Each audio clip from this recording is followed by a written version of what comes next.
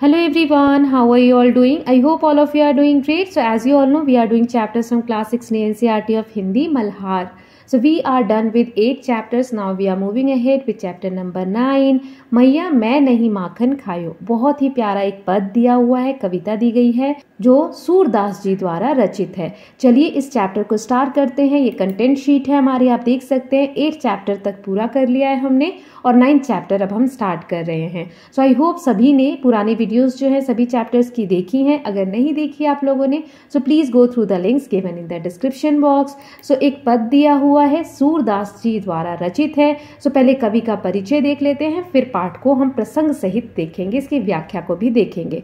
सो आपने जो रचना अभी पढ़ी है, मतलब हम लोग पढ़ेंगे, वह सूरदास द्वारा रचित है। माना जाता है कि उनका जन्म 15वीं शताब्दी में हुआ था। सूरदास ने अपना अधिकांश जीवन मथुरा, गोवर्धन सहित ब्रज के क्षेत्रों में श्री कृष्ण के गुणगान में भजन गाते हुए बिताया। उनकी रचनाएं ब्रज भाषा में उपलब्ध हैं। ये रचनाएं इतनी सुंदर है कि आज भी लोगों के बीच बहुत प्रचलित हैं। उनकी अधिकतर कविताओं में श्री कृष्ण की बाल लीलाओं का मनोहारी वर्णन किया गया है। ये कविताएं अत्यंत लोकप्रिय हैं और देश भर में प्रेम से गाई जाती हैं। अपनी उत्कृष्ट रचनाओं के लिए वे महाकवि सूरदास कहलाते हैं। उनकी मृत्यु 16वीं शताब्दी में हुई थी। तो सूरदास जी महाकवि कहे जाते हैं। इनका जन्म 15वीं शताब्दी और जो इनकी मृत्यु है वो 16वीं शताब्दी में हुई थी। इन्होंने श्री कृष्ण के जो बचपन का समय है उससे रिलेटेड बहुत सारी सुंदर चित्रण किए हैं, बहुत सारी सुंदर सुंदर कविताएं लिखी हैं जो पूरे देश भर में बहुत ज्यादा फेमस है। इनका जो पूरा जीवन काल है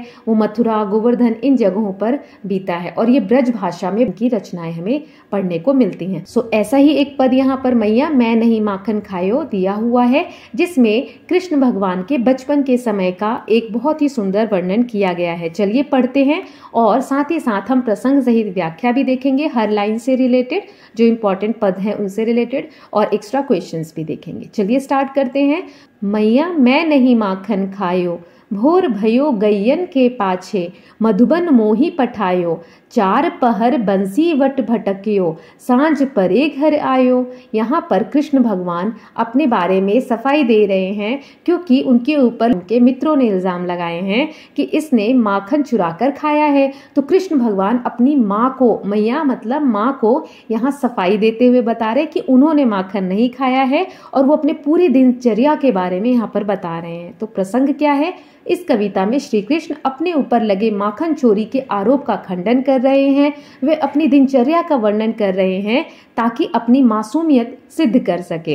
तो जैसे यहाँ पर देखो लिखा है भोर, भोर मतलब होता है सुबह, और गैयन मतलब होता है गाय, मधुबन मतलब होता है वृंदावन का जंगल, मतलब आसपास जो पेड़ पौधे हैं, जंगल है, उसको मधुबन कहा गया है। बंसीवट मतलब एक ऐसा वट का वृक्ष जहां पर श्री कृष्ण बांसुरी बजाते हैं। सांझ परे मतलब जब शाम हो जाती है उस समय को कहा गया है। चार पहर मतलब होता है समय की एक इकाई, जैसे पूरे दिन को 4 भागों में बांटा गया है तो चौथा पहर जो शाम वाला समय होता है उस समय की यहाँ पर बात की गई है। सो व्याख्या देख लेते हैं। श्री कृष्ण कहते हैं कि सुबह होते ही उन्हें गायों के पीछे पीछे जंगल यानी मधुबन भेज दिया गया। पूरा दिन वह बंसीवट के पास गायों को चराते और जंगल में भटकते रहे और जब शाम हुई तब वे घर लौटे। इन पंक्तियों में श्री कृष्ण अपनी व्यस्तता और निर्दोषता को प्रकट कर रहे हैं। वे कह रहे हैं कि जब मैं पूरा दिन गाय चरा रहा था, आप लोगों ने मुझे सुबह सुबह गाय लेकर भेज दिया जंगल में, तो मैं तो वहां पर था, पूरे दिन भटक भटक कर गाय चराया, तो मैं कैसे माखन खा सकता हूँ? मैं तो शाम को घर आया हूँ, है ना। अब इसके एक्स्ट्रा क्वेश्चंस देख लेते हैं। तो सबसे पहले श्री कृष्ण ने सुबह क्या किया था? माखन खाया, गायों को चराने गए, दोस्तों के साथ खेल रहे थे, गायों को चराने गए। बंसीवट का अर्थ क्या होता है? वह स्थान जहां बांसुरी बजाई जाती है, वह स्थान जहां माखन रखा जाता है या गायों का चारागाह, सो वह स्थान जहां पर बांसुरी बजाई जाती है। फिर श्री कृष्ण ने बंसीवट पर डैश बजाई। क्या बजाई? बांसुरी बजाई। श्री कृष्ण ने दिन भर क्या किया? उन्होंने बंसीवट पर गायों को चराया और जंगल में भटके। फिर भोर भयो गैयन के पाछे और सांझ परे घर आयो। इन पंक्तियों में समय का संकेत किस प्रकार मिलता है? समय की बात कैसे की गई है? सो इन पंक्तियों में समय का संकेत स्पष्ट रूप से मिलता है। भोर भयो सुबह को दर्शाता है जब श्री कृष्ण गायों के पीछे पीछे मधुबन गए। सांझ परे यह दर्शाता है कि दिन भर गायों को चराते हुए शाम को घर लौटे। यह समय का वर्णन श्री कृष्ण की दिनचर्या, कि वो दिन भर में क्या क्या काम करते हैं, उसको प्रकट करने के लिए यूज किया गया है। अब अगली लाइनें देखते हैं। मैं बालक बहियन को छोटो, छीको के ही विधि पायो, ग्वाल बाल सब बैर परे हैं, बरबस मुख लपटायो। क्या मतलब है इसका? तो पहले इंपॉर्टेंट टर्म्स देख लेते हैं। बहियन मतलब बाहें, हाथ, और छोटो मतलब छोटा। छीको मतलब आपने देखा होगा रस्सियों में बांध कर ऊपर मक्खन की जो मटके होते हैं उसको रखा जाता है ताकि कोई जानवर या कुछ भी उसको हाथ ना लगा पाए, है ना। तो छीका उसको बोला जाता है जो ऊपर टांग कर मक्खन को रखा जाता है। देन ग्वाल बाल मतलब गाय चराने वाले मित्र, जो गाय चराने जाते थे कृष्ण भगवान, उनके साथ साथ जो भी बच्चे जाते थे उनको ग्वाल बाल कहा जा रहा है। और बैर परे मतलब जो ये बच्चे हैं ग्वाल बाल, ये श्री कृष्ण के प्रति दुष्टता रखते हैं, इनसे नफरत करते हैं।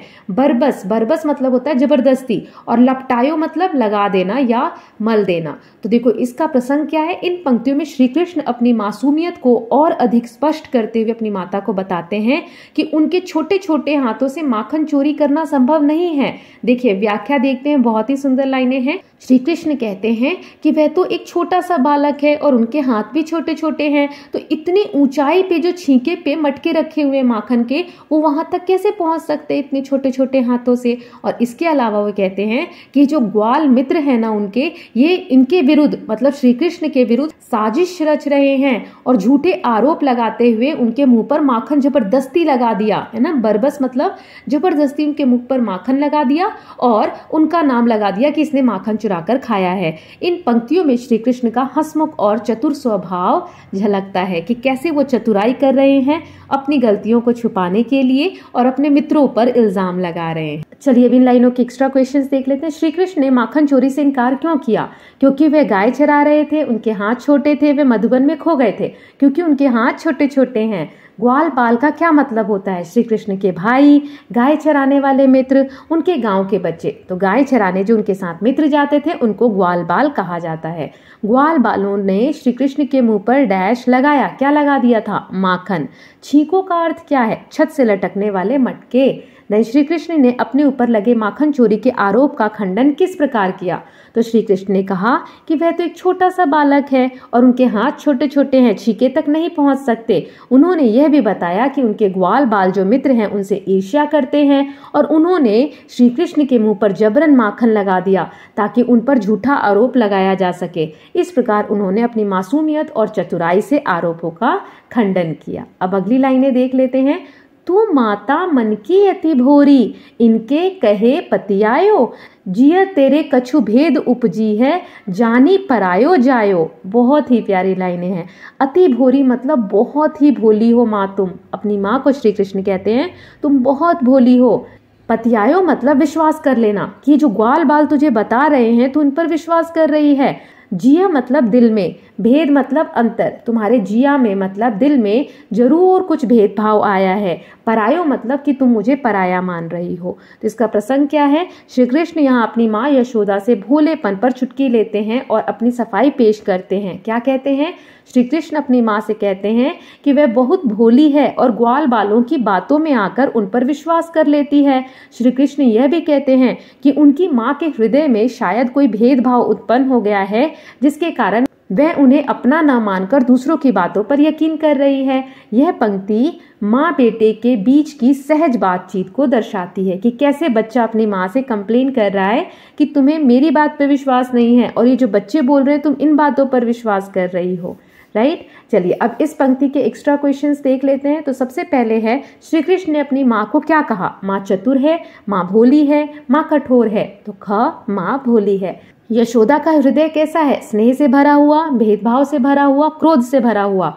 तो भेदभाव से भरा हुआ है कि वो अपने बच्चे के साथ भेदभाव कर रही है।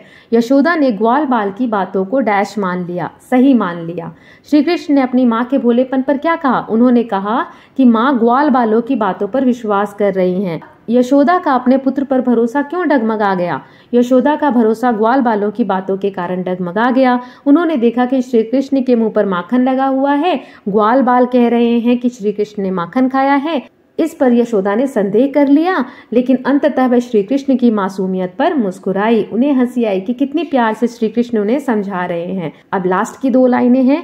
ये ले अपनी लकुटी कमरिया बहुत ही नाच नचायो, सूरदास तब बिहसी जसोदा लय उर कंठ लगायो। देखो, लकुटी मतलब होता है लाठी यानी छड़ी, और कमरिया मतलब होता है कंबल। जब गाय चराने जाते हैं जंगल में तो अपने साथ जो ग्वाले होते हैं वो एक लाठी लेकर जाते हैं, डंडा स्टिक बोलते हैं, और एक कंबल भी साथ में लेकर जाते हैं, है ना। चलिए अब इसका मतलब समझते हैं। तो यहाँ पर श्री कृष्ण अपनी मैया से नाराज हो रहे हैं और नाराजगी दिखाते हुए कहते हैं, ये ले अपनी लकुटी कमरिया, ये लो अपनी लाठी ले लो, अपना कंबल ले लो, बहुत ही नाच नचायो, बहुत ही परेशान कर रखा है तुमने, तुम मेरी बात पर विश्वास नहीं कर रही। तो लाठी और कंबल देने लगते हैं कि अब वो गाय चराने नहीं जाएंगे। उसके बाद यशोदा हंसने लगती हैं, मन मन मुस्कुराने लगती हैं और ऐसी बातें सुनकर कृष्ण को अपने गले से लगा लेती हैं। इन लाइनों का प्रसंग क्या है? इन पंक्तियों में श्री कृष्ण अपनी माँ को शांत करने का प्रयास करते हैं और माँ यशोदा का वात्सल्य दिखाया गया है कि माँ कितना प्यार करती हैं श्री कृष्ण से।